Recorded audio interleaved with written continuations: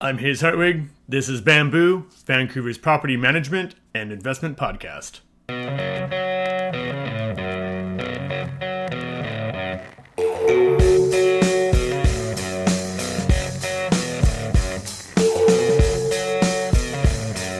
Hello, everyone, and welcome to the show. This week, I'll be taking care of everything on my lonesome as Peter is off gallivanting. It is summer after all, so we can't hold that too much against him. So we'll be covering a lot of the stats this week, as well as there has been some new rules changed for the landlords yet again in the ever-changing RTB world. So we'll touch base on that, as well as a little bit of insight as to what we think is going to happen with that, since I don't think these plans were fully thought out by those in power. But nonetheless, let's get into it. The rent prices have fallen $16. So the average is now $2,361 for a unfurnished one bedroom. This is actually $20 less than it was year over year from July 2023 to now. So a little bit unusual, but definitely it seems that things are kind of slowing down and the market is softening both on the sales side as well as the rental side. So we'll see how this progresses. We probably will see a little bit of an uptick in some of the furnished as students are starting to look towards that. But needless to say, there has been a slight decrease in the rent, although not a massive amount and not exactly a trend per se. But so now if you're wondering why we use a one bedroom as the guide, it's simply for the fact that that's the most basic of the rentals. So obviously a 2-bedroom will cost more than a 1-bedroom, a 3-bedroom, and so on and so forth. So that's basically what we use this as a guide. Now, we did have a listener email us for clarification about averages. So we do want to stress here that these are averages. There are going to be outliers, of course, all the time. So we kind of just use this as a guideline, if you will. There's a multitude of factors that will affect prices, such as product or even quantity. For instance, a lot of the new builds that come out, it's a race to the bottom. So just keep in mind that when we're talking about the average prices, we're simply using this as a guideline, and it's best to take a look at exactly what you're dealing with. Changes from area to area. And sometimes it almost feels like it changes from day to day. So thank you very much, Lynn, for that question. We really appreciate the email. So just wanted to touch base on that this is all averages that we are talking about. Surrey and New West has seen some moderate drops in the price, 2%, according to live.rent. This is likely due to the flurry of new builds. They find the stock has started to get eaten up. Typically what happens is a new build will come on. There'll be a bunch of people trying to rent them for as much as possible, simply for the fact that when they bought the place 3-4 years ago, all of a sudden now the rates have gone up substantially. So they're trying to soften that blow as best as possible. And then again, you add in with the new taxes that they can't sell them right away without taking an extra tax. So basically, a lot of people are getting forced into being a landlord. So what is probably causing this drop is as the new stock gets eaten up, it will generally balance out and the market will go back to about the average that it usually stays in there. Perhaps part of the new taxes implemented is essentially trying to force investors to rent, thus causing more rental units on the market. Basically, it's rent or take a bath. So this might be what the purpose of this exercise has been from our illustrious government, but who knows? I don't make the rules. I simply follow them. So speaking of the new rules, let's talk about the latest rollout. Starting July 18th, there's going to be a portal to generate the notice to end tenancy. So this is the notice if the landlord's going to move in, or mother, daughter, son, father, like an H. There can't be anybody else. That's what they're considering as a near family member. So cousins and uncles and aunts and all that stuff does not count. So it's mother, father, son, daughter. That's all that's there for that. So when people are trying to move in, before it was for 2 months that they would have to give notice. This has now been extended to 4 months. What this is, there is the have told us that this is to help to have a tenant find a new place. So they need longer than 2 months to find a new place. Oddly enough, it's been working for the past who knows how long, and it seems that most tenants are able to find a place in 2 months, but I guess maybe they need a little bit longer. So this is kind of an interesting thing. I mean, the portal makes sense, of course, because they're trying to restrict bad faith evictions. That 100% makes sense. I get that. No argument there.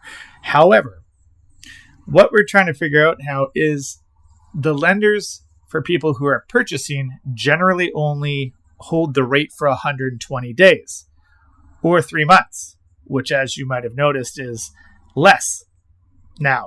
So basically, a purchaser of a tenanted home won't have their rate settled because the bank won't be able to hold it for the 4 months that's needed. So whoever is inventing these rules is not really thinking about the big picture. It also seems quite curious that an owner needs to give 4 times the amount of notice. I mean, if justice is the goal, how about everybody has to give each other 4 months notice? But that wouldn't make sense, right? A tenant giving 4 months notice to move would be a very long time to see into the future for that. So it's just quite interesting that I guess the justice isn't that level, but I do understand about the portal. That makes sense. But this 4 month thing, it theoretically, if you're trying to buy a tenanted property, the subject to financing, which is a common clause in most purchases, has been kind of rendered useless. So I don't know. Hopefully the banks maybe will extend the holds up to 4 months, but they work on their own thing. But we'll see how this all goes. But it's a new rule. Do be aware of that. So if you are planning to move into your own home, you do need to give 4 months notice instead of 2, starting July 18th. So moving on, though, the average price per square foot is $3.21, with Vancouver being the most at $3.97, North Van at $3.49, and New West at $3.48 to round out the top 3. Per square foot is also just a guideline. It's just to help you sort of see pricing per city. So basically it should be used as just to see what's happening in Surrey, for instance, relative to Coquitlam, to see, which one's generally more expensive or less. Usually it's Surrey, by the way. But that being said, you can use it for the aforementioned new builds because they are both brand new, identical, both came on the market at the same time. So there you can kind of use a price per square foot, average out the ones that you're seeing on the market, and then kind of figure out where to place yours. The most active property type, of course, is apartments as per usual. They always are active, and basically it's an even split between the first 1 and 2 bedroom units. I did touch in earlier about this, that we will probably see a little bit of a pickup in the units around schools. So we're talking SFU, UBC, BCIT, these ones, just as the students will be setting up to go back to class, and we may see a bit of an uptick in activity and prices. As a side note, if you're still holding on to a post Airbnb that's furnished, you may have a little bit more luck in finding a tenant upcoming months, simply for the fact that students, if they're coming in from out of town, they're looking for a furnished unit. So this might be a little bit of relief for you. That being said, if you don't get your furnished unit rented in this rush, you may want to consider unfurnishing it and then trying for a rental, simply for the fact that you'll have a wider base of people there, simply that the locals usually have their own furniture. So they're generally want to keep their furniture as opposed to moving to a furnished unit. Now, with the top 5 most expensive cities in Canada, all of them are in BC. West Van is number 1, followed by North Van, Vancouver, Burnaby, and Richmond, filling out the 4 positions. We'll actually be talking with a property manager that works out in Richmond, Jansen, next show. So you'll be able to check that out in a couple of weeks. He's also going to be talking about the insurance that surrounds rentals, as he's also an insurance broker. So it'll be quite a good insight to hear from Jensen about what's going on in Richmond and why Richmond tends to jump in and out of the top 5. It's sort of Richmond and Markham, Ontario, kind of pops in and out of there throughout the time. So he'll be able to show a little bit of insight onto that as to what's going on out there. Live.Rent has reported that the average income to rent ratio on their site sits at 43.7 spent on rent on their platform. So 43.7% of the income goes to the rent. Now, typically a landlord is looking for less, but it's Vancouver, and Vancouver, as we all know, is quite expensive. Speaking of this, though, you do want to take a look when you're gauging the validity of a tenant who's coming in. Certain things, for instance, such as those in the service industry. One of the things that you want to take account of is, where are they serving? Somebody who's working at a high-end restaurant such as Black and Blue or Gotham, most people tip based on the final bill. These places have very expensive final bills. So their income may not be all on paper, simply for the fact that they are receiving large tips and probably have a lot more money than the regular statement coming from work says. One of the other things to take into account of this as well is a lot of people in the service industry, they may not even have any credit. And so that's sort of a thing that a lot of DIY landlords seem to go after, the credit, as a credit score being the end-all be-all, the top way to find out about whether a tenant is a good one or not. That being said, the people who don't have any credit there is because they're leaving with 400, 500 tips a night. So a lot of the cases, they don't need it because they have the cash. Additionally, credit score is not attached to rent. You can pay your rent all the time, on time, every time, and still not have a great credit score because it's not recorded. Kind of a silly thing. They have been talking about changing this. It would be a nice thing, I think, to see, as long as it's a double-edged sword. So basically, if you are good and pay your rent on time, you'll be rewarded with a higher credit score. However, if you don't pay your rent on time, then you'll have your damaged credit score. So hopefully this comes to fruition. However, judging from how the rules have been changing ever against the landlords and making it more difficult for them, we will see how this goes on. Well, I'm not really too hopeful on that, to be perfectly honest. So there have been many rules coming into play that are tightening the noose on many landlords. And some of them, of course, make sense. However, there's a growing contingent that are setting up to just cash out.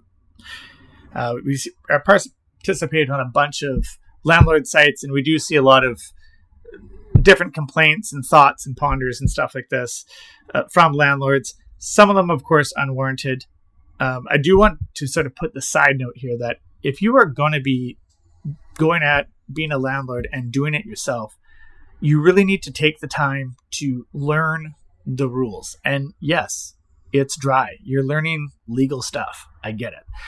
But I do see a lot of the complaints that happen on these landlord Facebook groups, and a lot of them are very much avoidable if you knew the rules. And I see a lot of the complaints coming out that their rights are being stripped and so on and so forth.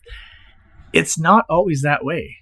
To be perfectly honest, if you take the time to learn the rules, then you know how it's going to work when a tenant is exiting or writing contracts, etc., etc. And this would allow you to be more comfortable and confident and everybody being on the same page, because tenants are also quite savvy in learning the laws as well, because they have to adhere to them.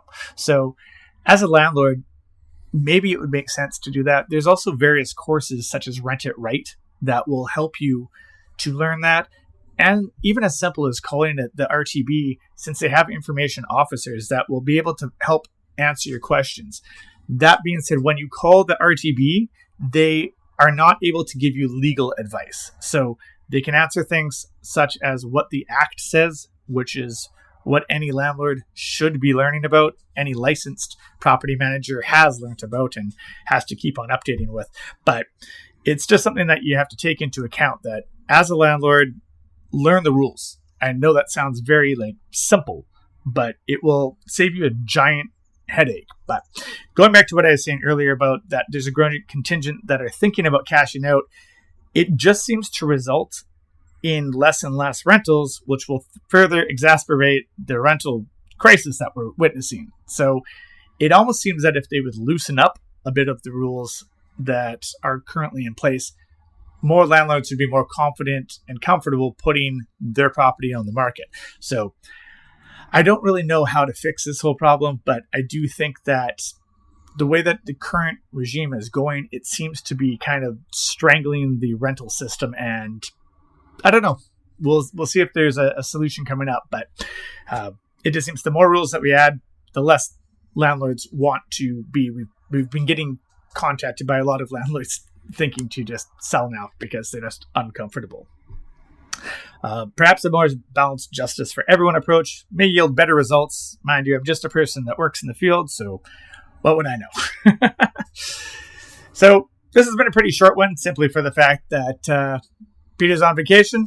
I just wanted to give you guys the insights and the update on the new rules. So thank you if you've made it all the way to this short one ending. And next week we will have Jensen out to speak about the insurance, as I mentioned earlier, which is also a major factor contributing to the higher rents, as well as the strata, fees, and taxes, and so on and so forth. So thank you very much for listening. Thank you for tuning in.